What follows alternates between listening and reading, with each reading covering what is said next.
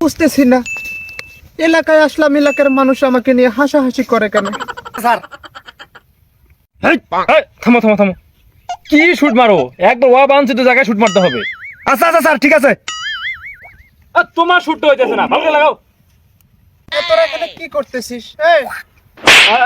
কথা কয় না, কথা কয় না। কিসের কথা কথা?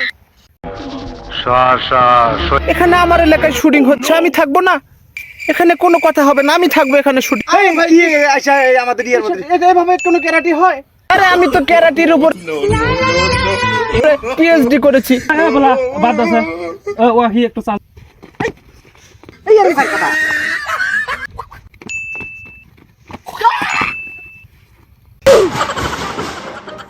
এই বলো তো আরে শেষ ভাই, সমস্যা নাই তো।